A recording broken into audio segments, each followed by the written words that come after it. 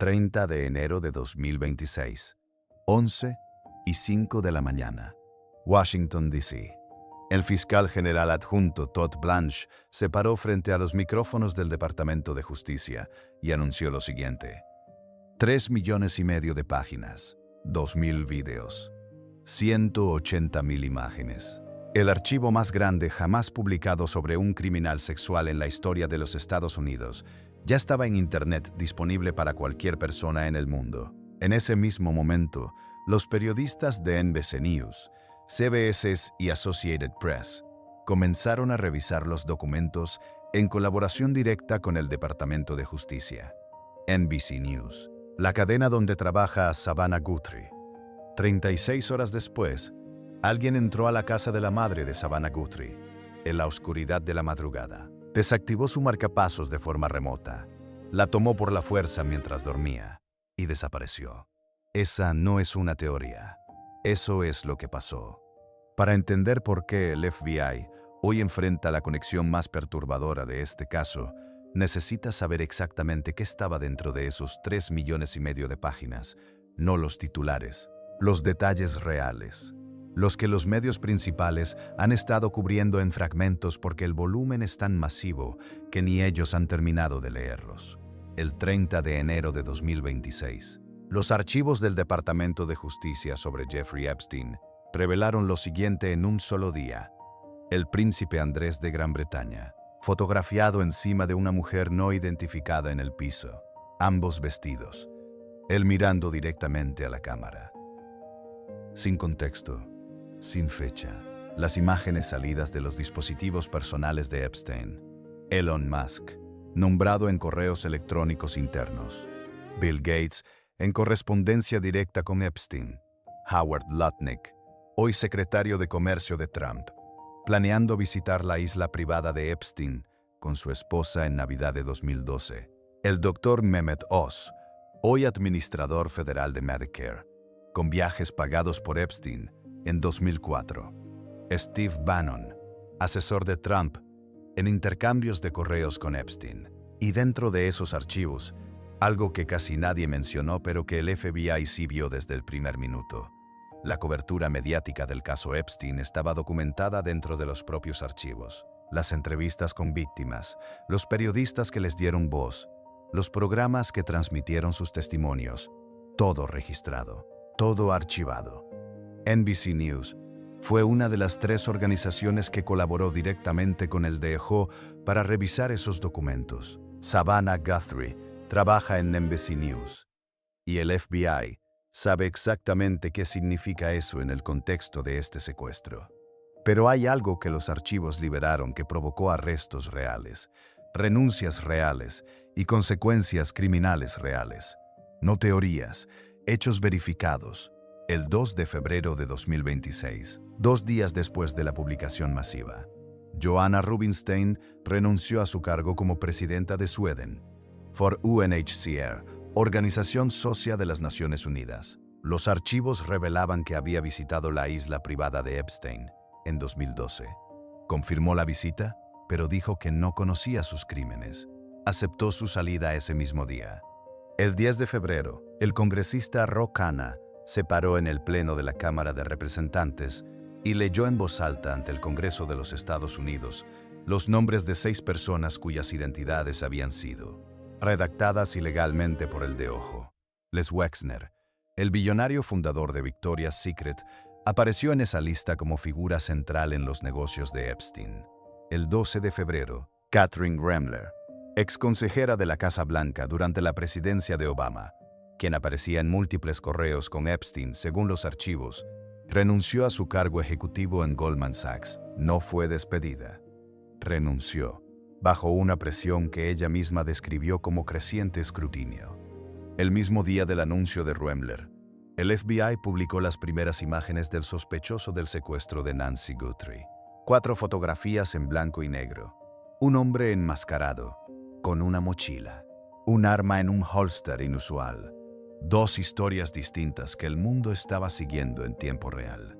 El mismo día, en las mismas pantallas. El 19 de febrero, el príncipe Andrés fue arrestado en su mansión en Norfolk, Inglaterra. Era su cumpleaños número 66. Fue el primer arresto de un miembro de la Casa Windsor en 379 años, liberado 10 horas después, pero bajo investigación activa por mala conducta, en cargo público. El mismo día, Thorbjørn Jagland, ex primer ministro de Noruega, fue formalmente acusado de corrupción agravada. Los archivos de Epstein revelaban pagos que Jagland había recibido que no habían sido declarados públicamente. En 18 días desde la publicación de los archivos, una renuncia en la ONU, una renuncia en Goldman Sachs, un arresto en la Casa Windsor, cargos criminales contra un ex jefe de gobierno europeo. Y en ese mismo periodo de 18 días, Nancy Guthrie llevaba desaparecida 18 días, sin que nadie hubiera sido arrestado. Ahora entra al corazón de la investigación, porque lo que el FBI está enfrentando en este caso es algo que los expertos forenses llevan semanas describiendo como extraordinariamente complejo. La noche del 31 de enero, Nancy Guthrie cenó con su hija Annie y su yerno Tommaso. Regresó a casa a las 9:48 de la noche. Su yerno la esperó en el carro hasta que entró. Eso es lo último que un testigo vio de Nancy Guthrie, con vida. A la 1:47 de la madrugada, la cámara del timbre Google Nest de la entrada de su casa dejó de transmitir. No fue rota, fue desconectada. A las 2:28 de la madrugada, la aplicación que monitoreaba el marcapasos de Nancy fue desconectada de su teléfono. El marcapasos emite una señal Bluetooth continua que puede rastrearse. Alguien sabía eso. Alguien lo apagó antes de sacarla de la casa. El FBI tardó 9 días en publicar las imágenes del sospechoso, porque estaban trabajando con Google para recuperar datos del dispositivo que habían sido parcialmente destruidos. Nancy no tenía una suscripción activa de almacenamiento en la nube de Google Nest, lo que significaba que gran parte del metraje había desaparecido permanentemente. Lo que lograron recuperar fue gracias a servidores de respaldo de Google, que normalmente no están disponibles al público. Meta y Apple también ofrecieron ayuda. El sheriff Chris Nanos confirmó que ambas compañías estaban cooperando activamente. El sospechoso del vídeo mide entre 1,758 metros, bigote negro visible, complexión promedio. Lleva una mochila Ozark Trail Hiker Pack de 25 litros, vendida exclusivamente en Walmart.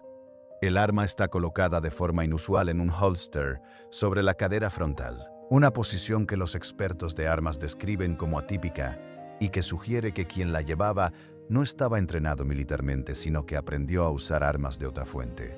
El FBI visitó tiendas de armas en todo Tucson, mostrando imágenes del holster, sin resultados. Walmart entregó registros de compras de la mochila en todo Arizona, sin arresto. Luego llegaron las notas de rescate, y con ellas, uno de los giros más oscuros de toda la investigación. La primera nota llegó a Colde TV, estación local CBS en Tucson. Contenía detalles específicos sobre la casa de Nancy y lo que vestía la noche que desapareció. Detalles que no habían sido publicados públicamente. Los investigadores la tomaron en serio. La fecha límite era el 5 de febrero. Pasó sin respuesta. Una segunda nota llegó a Colde. Luego una tercera. Luego una cuarta, enviada a TMC, que decía textualmente que el autor había visto a Nancy al sur de la frontera 5 días antes y había sido amenazado para que guardara silencio. TMC también recibió una quinta comunicación, una nota nueva, descrita como altamente sofisticada, pidiendo una criptomoneda distinta al Bitcoin, con una cantidad similar a los $6 millones que pedía la nota original. Esta nota describía gráficamente las consecuencias si el rescate no se pagaba. TMC la entregó al FBI inmediatamente. El FBI entonces reveló algo que cambió toda la dinámica pública del caso. Uno de los autores de las notas era un impostor. Un hombre de California fue arrestado bajo cargos federales por haber enviado una nota de rescate falsa intentando extorsionar a la familia Guthrie. El FBI dijo sin rodeos que estaba intentando sacar provecho del caso y que no tenía ninguna conexión con la desaparición de Nancy. Ese hombre está hoy detenido. Enfrenta años en prisión federal. Pero la pregunta que quedó sin responder es la más importante. Si ese hombre envió una nota falsa, ¿cuántas de las otras notas son reales? ¿Alguna de ellas tiene al sospechoso real detrás? El FBI no ha respondido eso públicamente.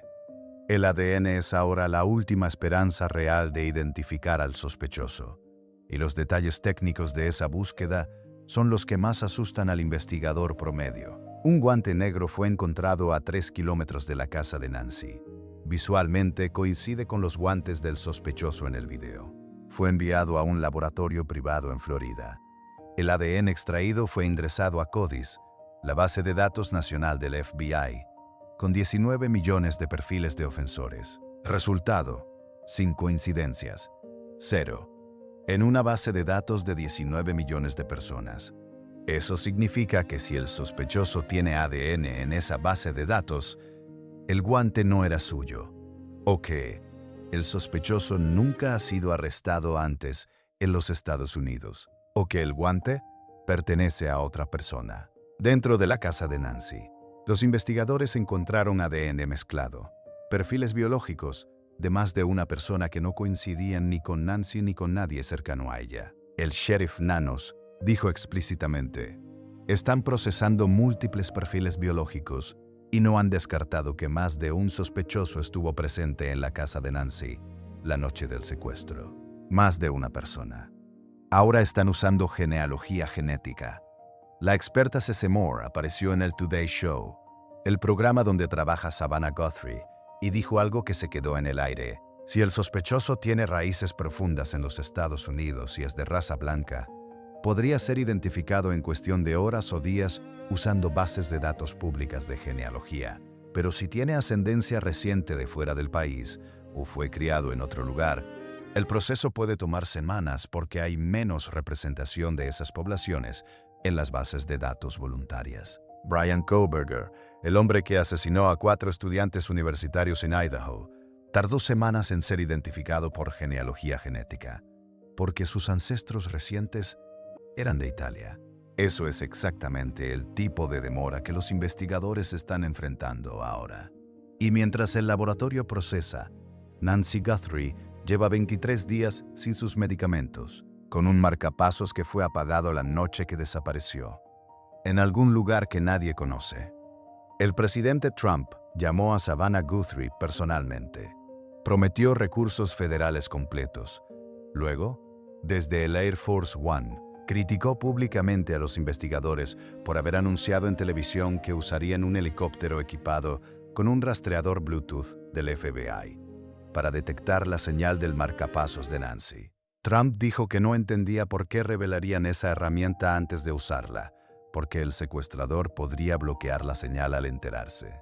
El sheriff del condado de Pima, Chris Nanos, tuvo que convocar una conferencia de prensa, no para dar pistas nuevas, sino para defender a la familia Guthrie de acusaciones que circulaban masivamente en redes sociales. Dijo, con todas sus palabras: la familia Guthrie ha sido exonerada completamente desde los primeros días de la investigación. Son víctimas. Tratarlos como sospechosos es incorrecto y cruel.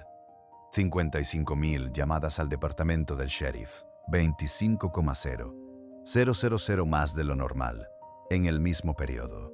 La mayoría teorías, opiniones, especulaciones sobre Epstein, sobre la familia, sobre México. El sheriff tuvo que pedir públicamente que la gente dejara de llamar con teorías y que solo llamara si tenía información real y verificable. Una investigación de secuestro activo, con una anciana posiblemente viva y necesitada de ayuda médica urgente, paralizada parcialmente por el volumen de llamadas inútiles generadas por la desinformación en redes sociales.